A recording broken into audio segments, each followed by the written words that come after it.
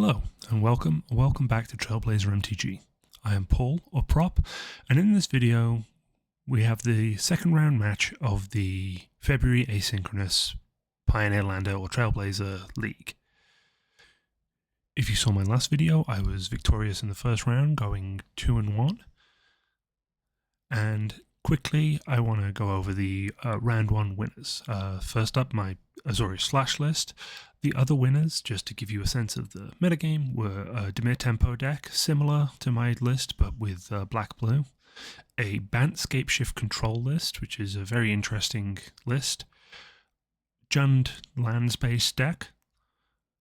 We also had Grixis Madness, a Mardu Aristocrats build, Mono Blue Tempo, and finally, my next opponent for this video, which is 5-color Legendary Humans. Before we get on to my opponent's deck, I want to quickly talk about the changes that I made between round 1 and round 2. Based on these, the winners that I saw from round 1, I expected there to be slightly creature-heavier matchups in round 2, and of all the great cards in my deck, Wan Shi Tong, it was very often not quite doing enough, or not quite getting enough benefit out of the abilities on the card. So, based on the round 1 winners and my likely opponents for round 2, I made a single change, which is to remove Wan Shi Tong and replace it with Farewell. This is very good against any graveyard strategies. It can deal with decks that are going wide with creatures. There are also a number of enchantments and incidental artifacts in the format that this would be very good to get rid of any of those. So that was the only change I made to the deck. I think generally the deck is pretty good as is, and I'm looking forward to seeing how it performs in round 2. Now, onto my opponent's deck.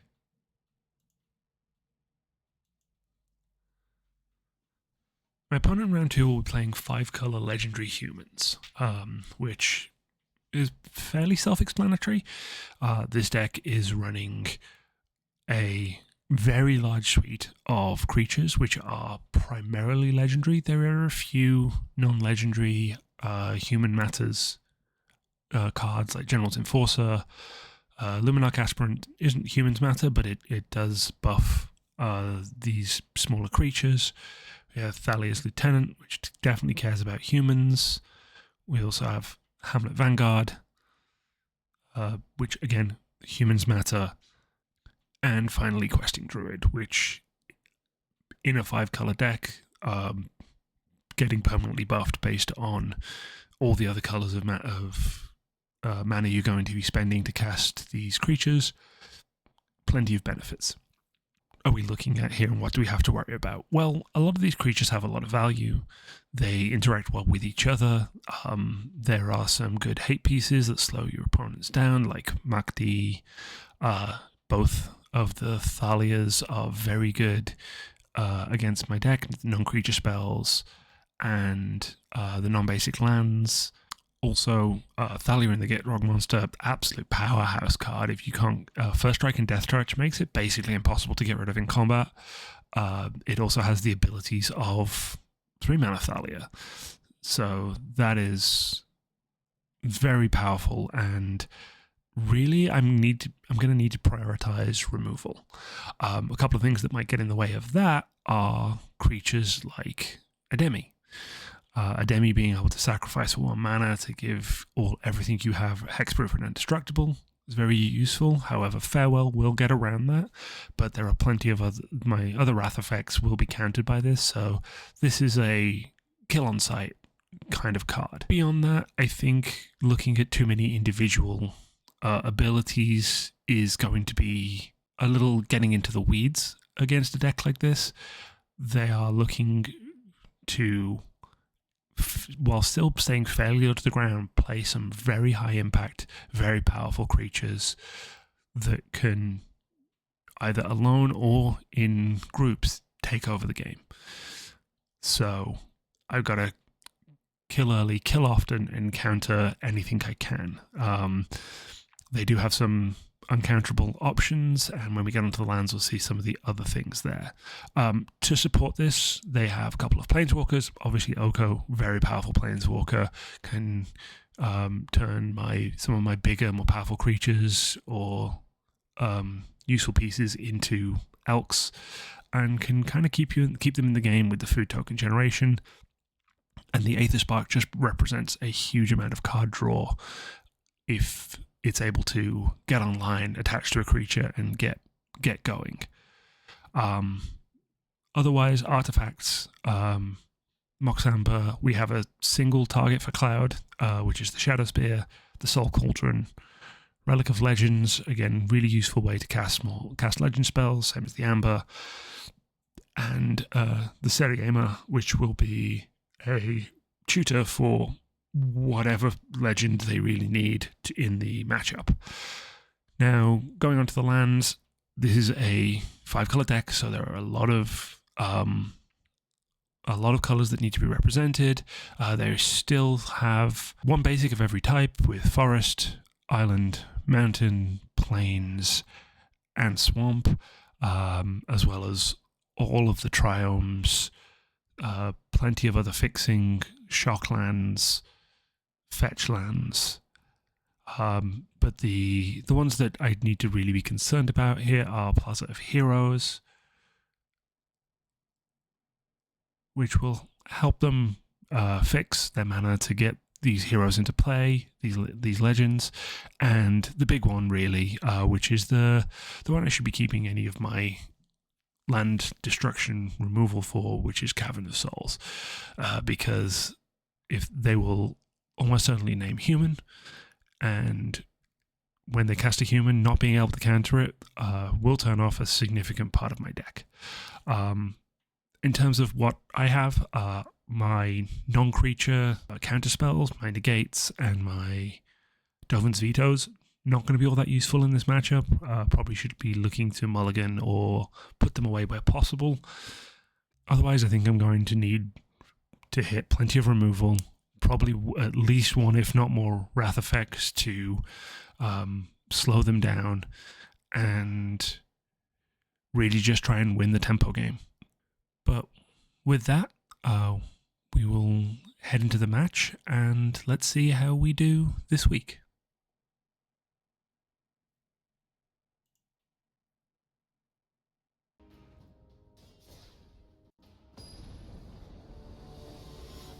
And here we are getting into the match.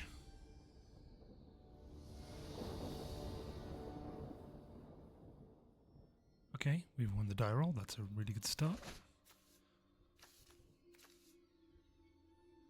So, this is an interesting one.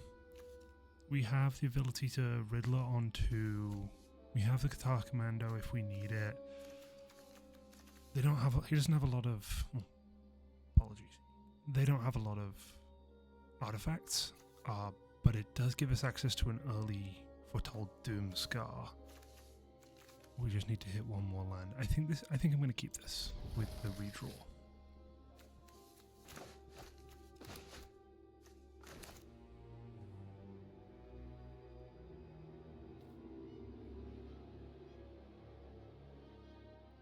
Okay, looks like opponent is mulliganed.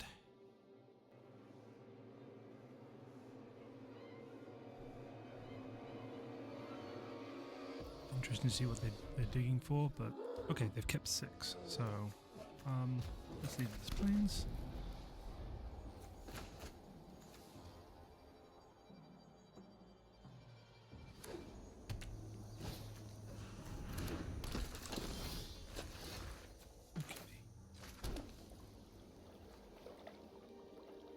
I think I'm just going to go here and get a draw. I want to hit the 3rd land. There we go. 3rd land online. We now have some playing options. Okay, getting the loot off Gran.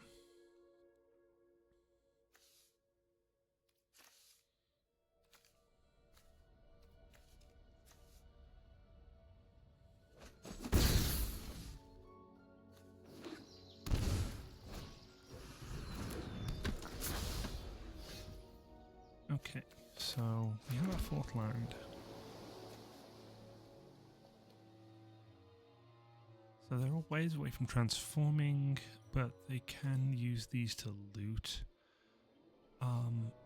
I think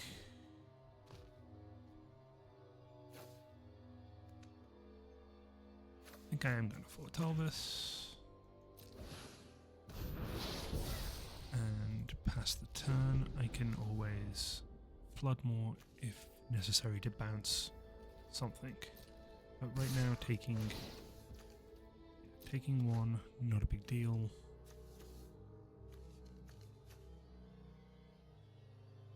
If they tap and then cast a... If they tap and then cast a legendary spell, I will flood more. I think I'll flood more Rona in response.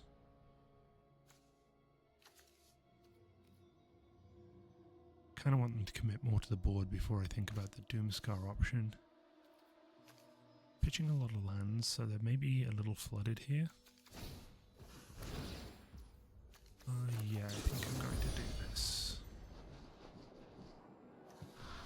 Do this now, so they don't get to loot again.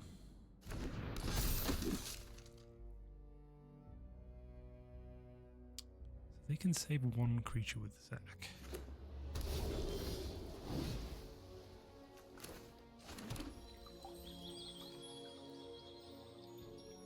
But for now, I'm just going to pass the turn.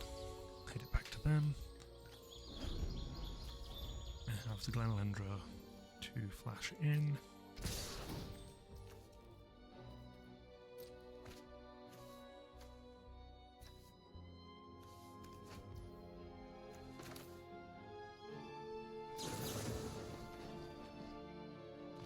Yeah, I'm going to flash this in now and block.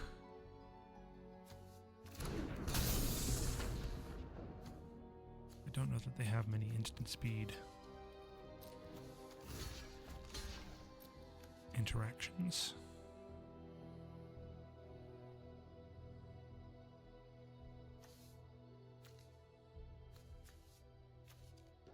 This gives them the choice. Do they want to spend the mana to... Yeah.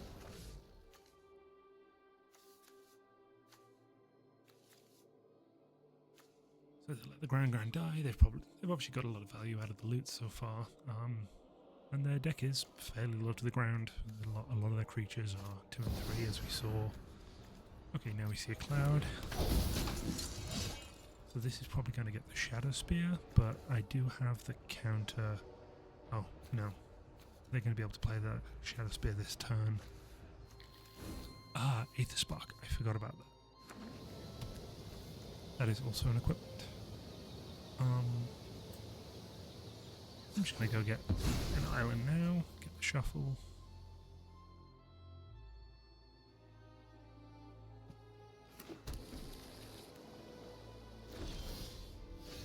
Okay, we have Phantom Interference. I think...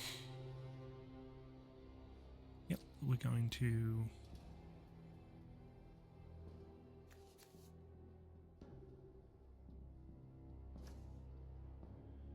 I'm going to go to combat and attack.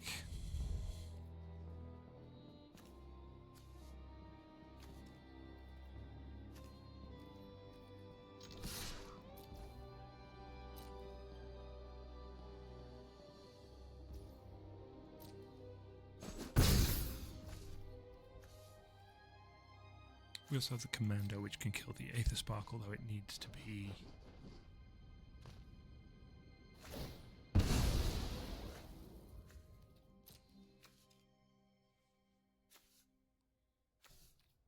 If it's attached, I believe I can still kill it in response. We'll see what they do with their mana this turn. Because I can also counter it with the Glenalendra. I think I let the Aether Spark. Phantom Interference doesn't prevent that Rona. Luminarch Aspirant. Okay, they can't pay for that, so I will now counter this. It's a very powerful effect, buffing up their creatures. Let's take that off the board. Taking 3 here. Oh, just taking 2. Okay, they are gonna...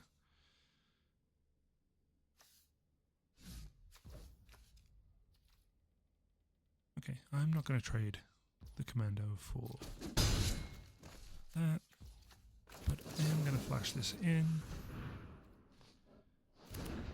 I have 2 answers to the Aether Spark on board. This is a little awkward. I think for now I'm going to keep plinking away with my Lindra. Hopefully they commit a little more to the board and I can Doomscar. Yep. Obviously getting a lot of value out of this Rona right now, but they do only have 3 cards in hand. We know the Aether Spark's there. Pretty good on mana.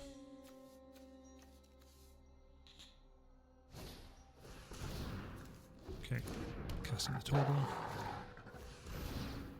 Okay, so I think this is the turn that we Doomscar.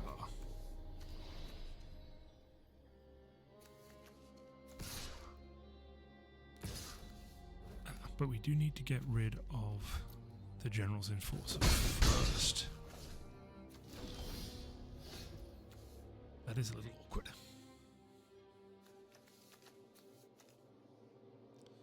And not drawing any lands does also make this rather difficult. So I think at this point I'm going to have to hold back. Would really give it a 5th land.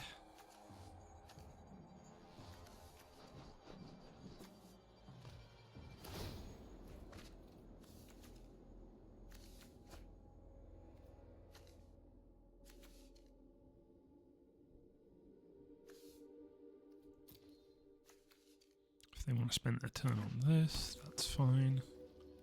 Okay, they just have the Aether Spark in hand.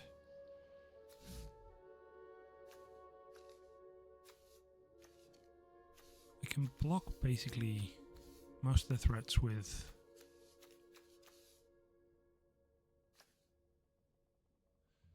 my 2, with Legislator and Glenelendra.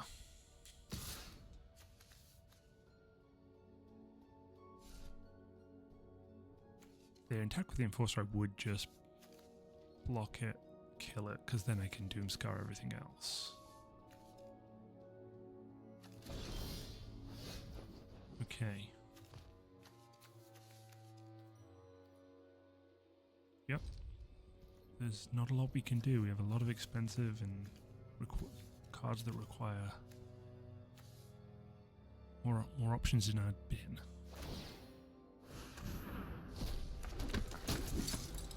Okay, they're going a little wider. If we can get an answer for the Enforcer, I know that Zach can save one other creature, but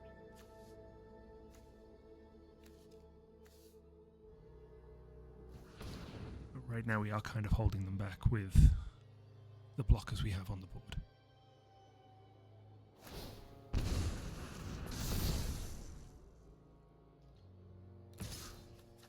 Okay, so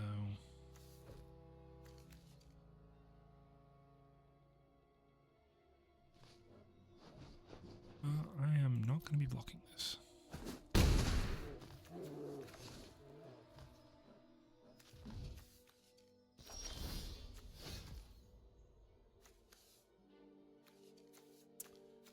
Okay, what's interesting here is a Doomscar would destroy everything except Zack and Cloud, but they could spend the 1.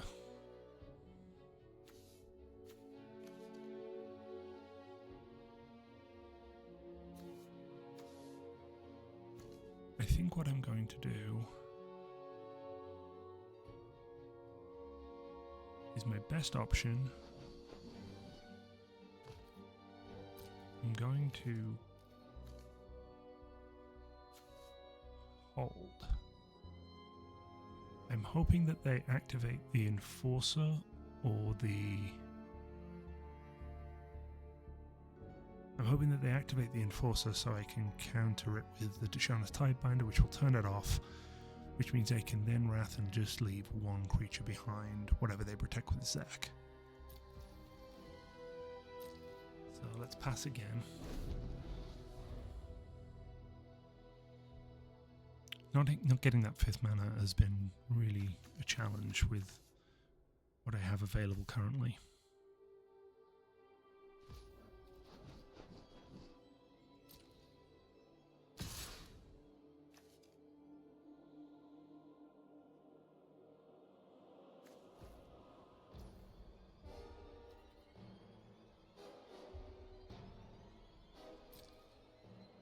I think I need to take this. Leaves me very short on life, but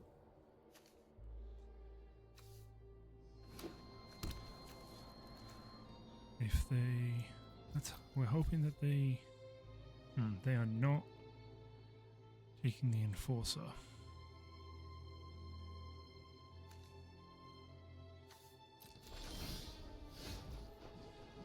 Well,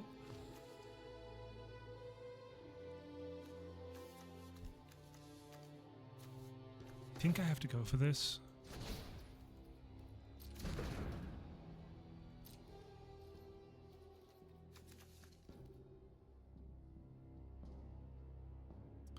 No, this isn't going to work because I'm just going to die.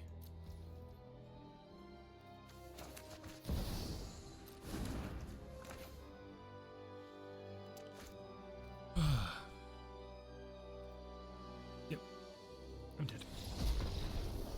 If I Wrath there, they save enough creatures to kill me on the crackback. If I suppose if they're hoping I needed to block and stop the triggered ability of the Rona, and maybe that would help, but okay. We now have very clearly a mulligan, 1 land hand.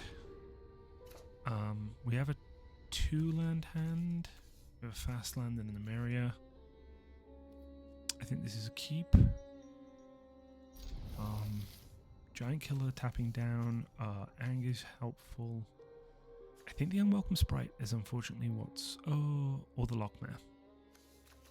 Interesting. I think the Unwelcome Sprite, I think the Lockmare is a little more valuable in a vacuum. Let's play this tapped.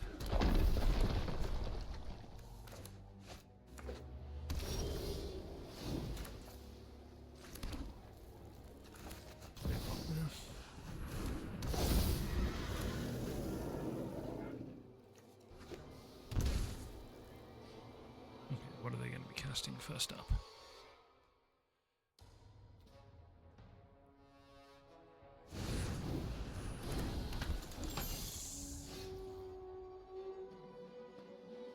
Okay.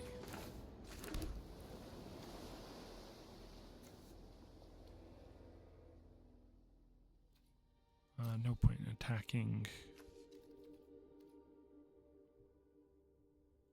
Just gonna hold.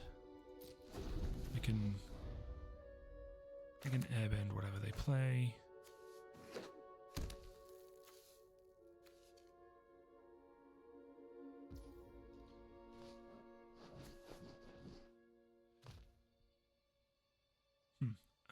Would I prefer... I think I'm okay taking this hit. Let's see what they hit. Okay, they hit a land, which means they have the option to put it in the graveyard. I think I'm happy to take 2 here. No blocks.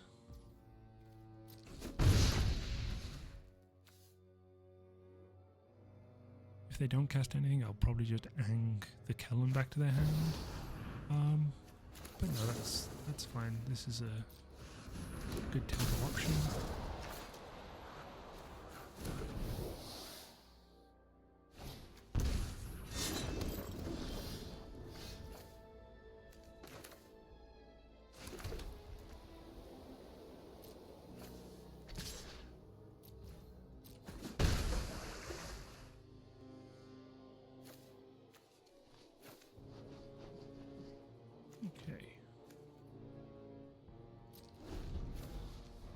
So they can obviously play the Fleam side now, which is okay.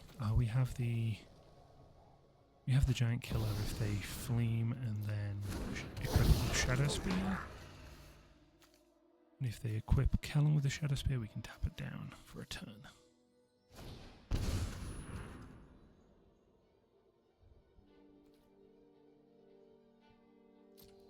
Okay. Nothing in the graveyard for them to exile. Oh, that was a misclick. I should have. Okay, they hit the Luminarch Aspirant. They are tapped out, so I'm actually going to draw 2 cards here.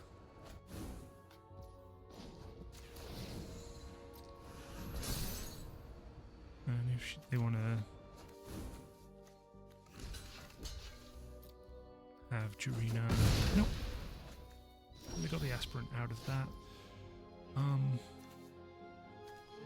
So I'm going to be able to farewell as needed. I have the Giant Killer, so I think right now I'm going to pollute the Delta. And I'm going to pass the turn. Well, I'm going to...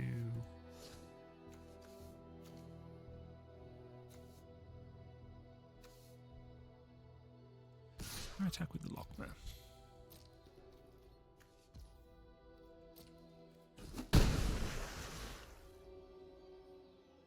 Okay.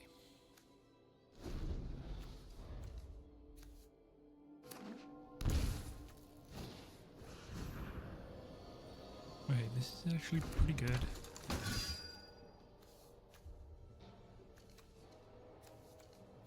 Because if they make Fleam... Okay, I think in this case, this only affects humans. This is no... Oh, this is still a human.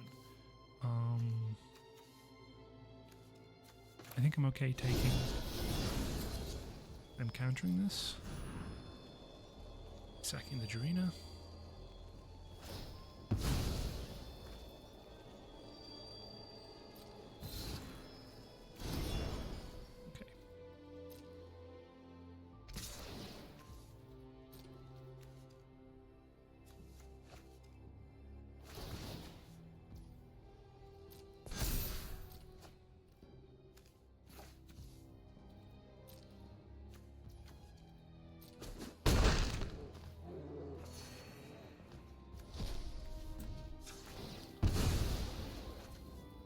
I am going to go get...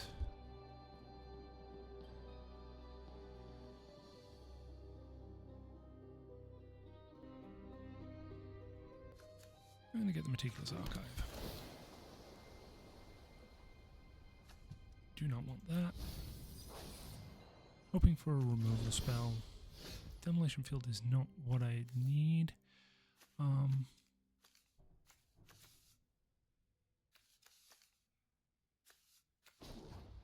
I think I'm going to draw another card.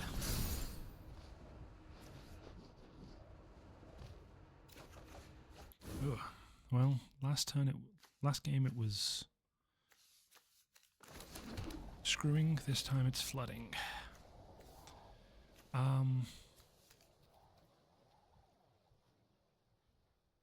So I'm looking to take 7 from the Fleam next turn.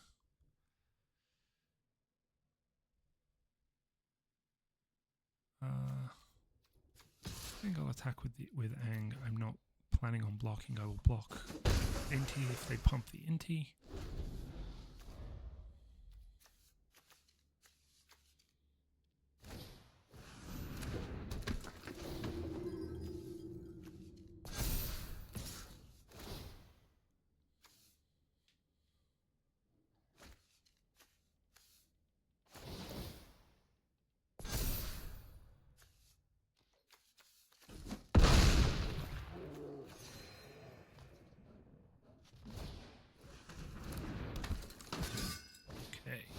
This is great. They have committed heavily to the board.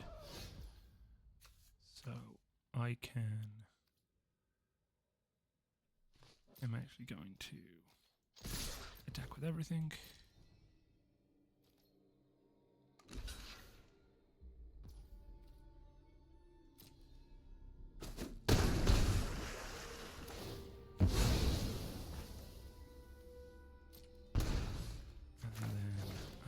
to exile all artifacts and all creatures and all graveyards.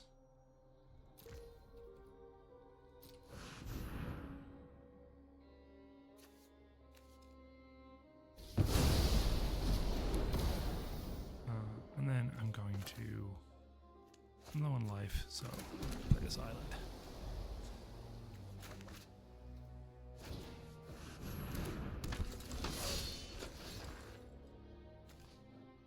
It's funny. I'll play this demolition field, soul cauldron, and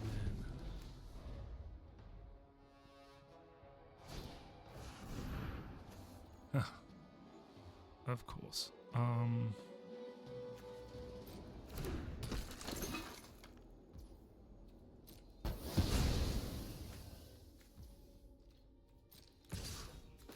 I'm going to bounce the Suki.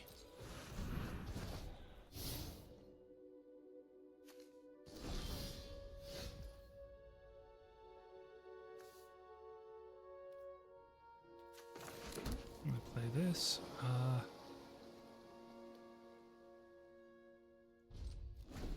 Malcolm might at least give me some selection, but I feel like it's going to be on blocking duty. Because if I don't play it and block here, I'm taking 3. I think I can afford to take the 3.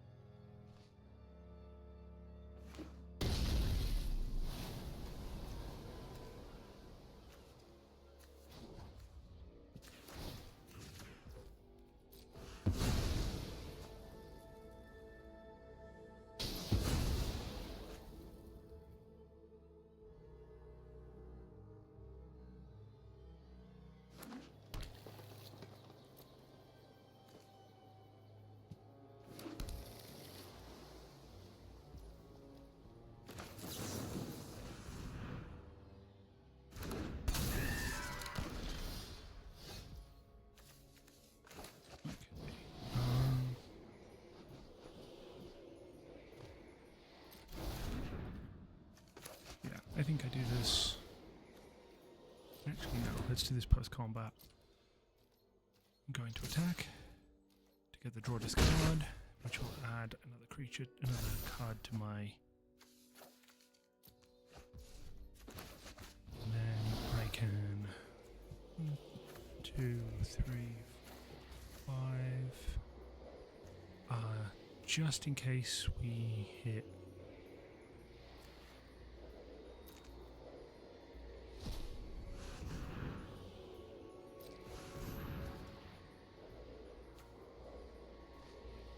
Let's see if we can get ourselves back into this game.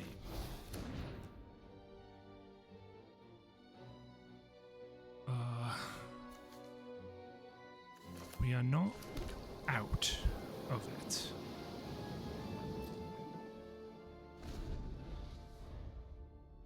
Oh, we are. We're dead.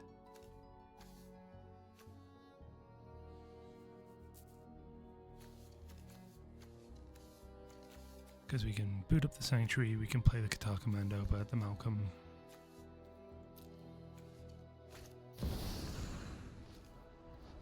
Yeah, we just flooded incredibly hard in this game.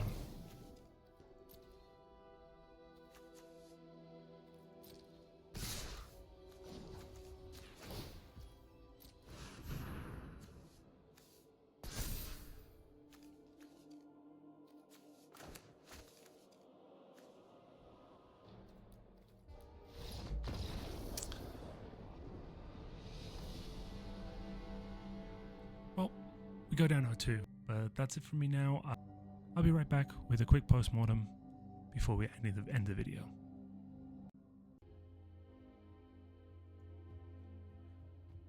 And I'm back with a quick post-mortem on that game. It's been a couple of days. I wanted to take a few moments to reflect in my own time about what happened in that game. Also look back through the footage and see if there was anything that I could have done differently to improve the outcomes. Obviously, getting screwed on lands in the first game with some big spells in hand, Dig Through Time, Eddy Crab, and the Oculus, without being able to fill my graveyard with enough cards to cast them, was a big issue. Also, not hitting any real draw spells until it was far too late. The Lockmare came down when the game was already functionally over. I had the Doomscar in the Foretell zone, however, there was never really a window where the Doomscar was useful. With just Zack and Cloud in play, it would be a 1-for-1, and the turn they played the Torgal and the General then protected a lot of the other creatures, and the turn they flipped Rona, so she was no longer protected by the General. Even if I were to cast the Doomscar at that point with no way to follow up and play a creature to protect me from the Rona, because the Zack would have been used to save the Rona, I would still be taking 7 damage the next turn from Rona plus Cloud. So, game 1, other than potentially mulliganing to a different hand, I don't think I really was left with a lot of opportunities for counterplay or to get myself into that match. As for game 2, I think the choice to airbend the Goban Fleam was maybe not the correct play, because it allowed them to cast the backside for cheaper rather than having to play the front side and pay the mana to flip it. That is a downside of airbend that is real and needs to be considered. I knew that the chop down on the Fleam with the other creature in play that could protect it was probably going to cause that to be lost, but it was the only target, and at that point just removing the extra creature and the protection was the best option I had. I was able to cast the Farewell on time, however, when you see 17 cards across a game and 14 of them are lands, that really does not give you a lot of options to deal with what your opponent is doing. That is, I think, one of the hardest floods I have ever gone through.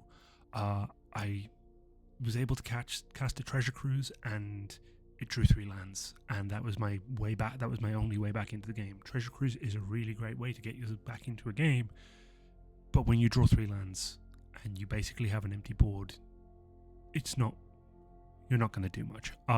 Do I think that I need to adjust my land count?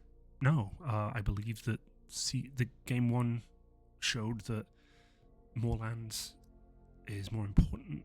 However, you do run the risk of what happened in game 2. There is an argument to maybe try and include some more card selection and draw spells to try and draw me into more options, which was the other thing I lacked in game 1. I was stuck on 4 lands. The draw spells I hit were Dig Through Time, which is very expensive, and Lockmare, which is too late and also requires significant investment. 4 mana to draw a card at that point is really not going to be enough. Congratulations to my opponent. They were able to win fairly comfortably. I would have liked there to have been a bit more interaction between the 2 decks, but I'm not going to belabor it too much. We'll go into the 3rd round of the league next time. In the meantime, if you enjoy this content, please like the video, subscribe if you can, leave a comment if you think there was any plays that I made that you wouldn't have, that I didn't mention. I would love to hear from you. And until then, have a great day, and I'll see you next time.